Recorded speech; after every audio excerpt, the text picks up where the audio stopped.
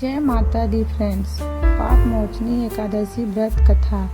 धर्मराज युधिष्ठिर बोले, हे जनार्दन, चैत्र मास के कृष्ण पक्ष की एकादशी का क्या नाम है? इसकी विधि क्या है? कृपा करके आप मुझे बताइए। श्री भगवान बोले, राजन, चैत्र मास की एकादशी को पाप मोचनी एकादशी कहते हैं। इसके व्रत के प्रभाव से मनुष्य के सभी पापों का नाश होता है। यह सब व्रतों से उत्तम व्रत है।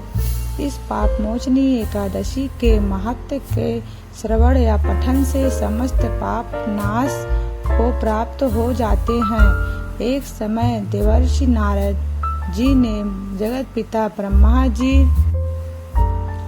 से कहा, महाराज, आप मुझे चैत्र मास के कृष्ण पक्ष की एकादशी विधान कहिए।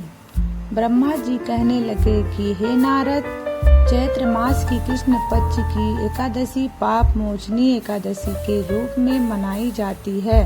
इस दिन भगवान विष्णु का पूजन किया जाता है।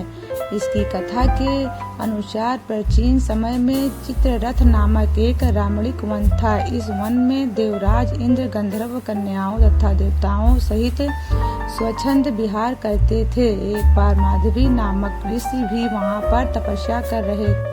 शिव उपासक तथा अप्सराएं सुद्रढ़ी अनंगदासी एक बार कामदेव मुनि के तपभंग करने के लिए मंजूघोषा नामक अप्सरा को भेजा। युवस्था के अप्सरा को गीत कटाक्ष को मोहित हो गए। एक दिन मंजूघोषा ने देवलोक जाने की आज्ञा मांगी।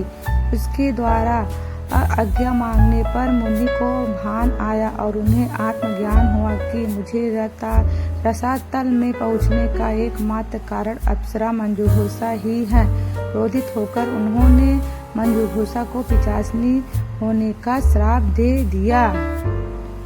श्राप सुनकर मंजूघोषा ने कांपते हुए ऋषि से मुक्ति का उपाय पूछा। तब मुनिश्री ने पाप मोचनी एकादशी का व्रत करने को कहा और अप्सरा को मुक्ति का उपाय बताकर पिता च्यवन के आश्रम में चले गए। पुत्र के मुख से श्राप देने के बाद सुनकर च्यवन श्री ने पुत्र की घोर निंदा की तथा उन्हें पाप मोचनी चैत्र कृष्ण एकादशी व्रत की आज्ञा दी। व्रत के प्रभाव से मंजूघोष अप्सरा पिशाचिनी देह से मुक्त होकर देवलोक में चली गई। और हे नारद, जो कोई मनुष्य विधि पूर्वक इस व्रत को करेगा उसके सारे पापों को मुक्ति होना निश्चित है। और जो कोई इस व्रत के महात्म्य को पढ़ता और सुनता है उसके सारे संकटों से मुक्ति मिल जाती है। हे फ्रेंड्स, हमारी